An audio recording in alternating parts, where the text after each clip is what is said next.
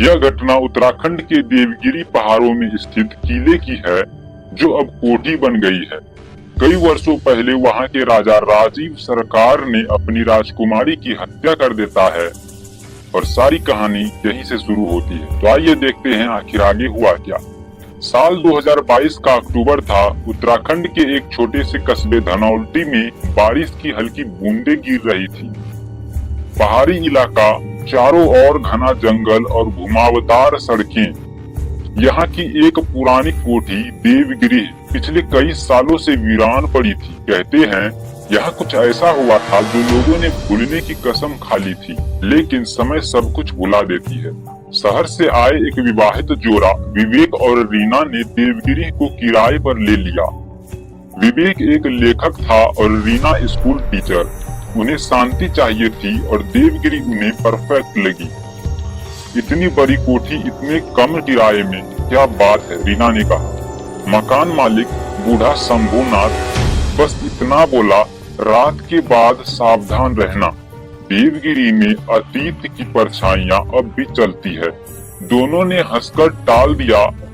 पहली रात सब ठीक था। हवाओं की सिसकियां, पुराने फर्श की चरमराहट, सब उन्होंने सामान्य माना।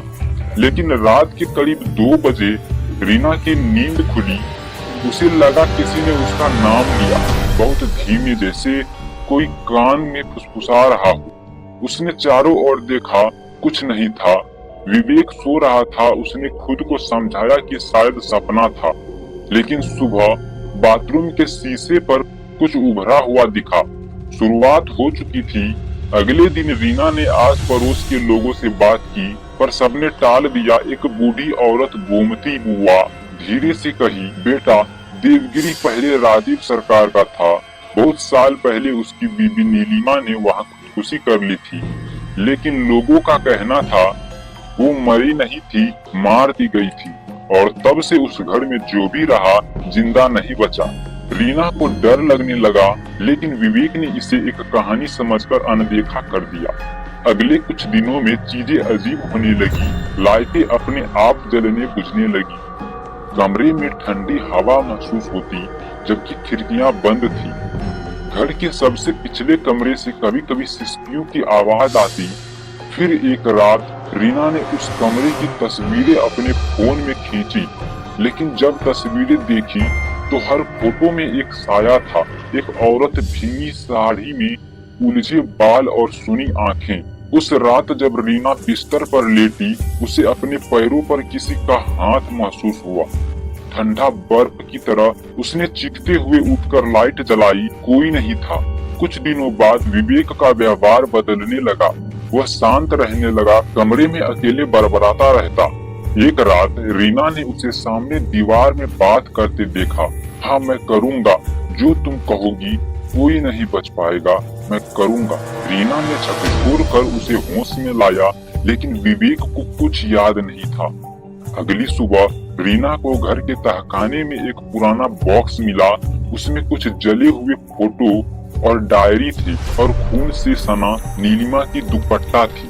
डायरी में लिखा था, राजीव ने मुझे बंद कर दिया है, मुझे कोई सुन नहीं रहा, मैं मर जाऊंगी लेकिन लौटूंगी जरूर, मैं इस घर से किसी को जाने नहीं दूंगी। रीना अब समझ गई थी, नीलिमा की आत्मा वहाँ कैद थी। वह घर छोड़ना चाहती थी, लेकिन विवेक ने मना कर दिया। यह घर अब मेरा नहीं, हमारा है, और नीलिमा का भी। उस रात रीना का सबसे भयानक सपना सच्चाई बन गई। नींद में उसे लगा कोई उसका गला दबा रहा है। आंख खुली तो देखा विवेक उसके ऊपर झुका था। उसकी आंखें लाल होठों से खून टपक रहा था। नीलिमा कहती है, तुम जाओगी नहीं, यही रहोगी। रीना किसी तरह खुद को छुड़ाकर बाहर भागी और शंभुनाथ के घर गई। बूढ़े ने एक पुरानी बात बताई, नीलिमा की आत्मा को बांध कर रखा गया है उस घर की मूर्ति में, जो पिछले कमरे में है। अगर वह मूर्ति तोड़ दी जाए तो शायद सब खत्म हो जाए। रीना ने अगली सुबह हिम्मत जुटाई और देवगिरी लौटी। विवेक बेहोश पड़ा था। शायद नीलिमा की आत्मा ने उसे पूरी तरह अपने वश में कर लिया था। रीना उस आखिरी कमरे में गई जहाँ से सबसे ज्यादा ठंड और सिसकियां आती थी। वहाँ एक लड़की की पुरानी मूर्ति रखी थी, देवी की आकृति, लेकिन उसकी आंखों में खून था। रीना ने जैसे ही मूर्ति तोड़ी, पूरे घर में झटके लगने लगे, दरवाजे खुद ब खुद बंद होने लगे, खिड़कियां टूट गई, दीवारों से खून बहने लगी।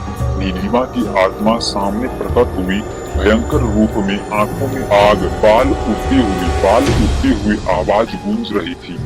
वो मुझे मारकर भागा था, अब कोई नहीं बचेगा। रीना ने हिम्मत दिखाते हुए चिल्लाया, तेरे साथ जो हुआ गलत था, लेकिन अब किसी और को मत मार, तेरा बदला पूरा हो चुका है। लेकिन नीलिमा पर इसका कोई असर नहीं हुआ। यह आत्मा अब रीना को मारने के लिए आगे बढ़ ही रही थी कि तभी रीना सोची, अब कुछ हट करना पड़ेगा। रीना वहीं बैठ गई और महाकाल को याद करते हुए मृत्युंजय मंत्र का जाप करने लगी। मंत्र के उच्चारण होते ही वह नीलिमा की आत्मा धीरे धीरे झूमने लगी, जैसे कोई उसे वश में कर रहा हो। मंत्र खत्म होने के बाद वहां का नजारा सब ठीक हो गया। विवेक बेहोशी से उठ गया।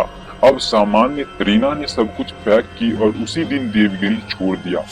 लेकिन जब उन्होंने आखिरी बार पीछे मुड़कर देवगिरी को देखा तो एक खिड़की से वो औरत झांक रही थी, भीगी साड़ी, उलझे बाल। मृत्युंजय मंत्र ने रीना को बचा तो लिया, लेकिन नीलिमा की आत्मा मुक्त नहीं हुई। शायद कुछ आत्माएं कभी पूरी तरह मुक्त नहीं होती। रीना ने महाकाल के मृत्युंजय मंत्र के सहारे अपने और अपने पति की जान बचाई। अगर इस जगह आप होते तो आप क्या करते और आप किस भगवान को ज्यादा मानते हैं जो आपको ऐसे टाइम पर साथ देता है? कमेंट में जरूर बताएं दोस्तों। अगर आपके साथ कोई घटना घटी है तो हमें जरूर बताएं। अगली वीडियो आपकी स्टोरी की होगी। ऐसे मजेदार और दिल दहला देने वाली स्टोरी सुनने के लिए इस चैनल को सब्सक्राइब करें। धन्यवाद।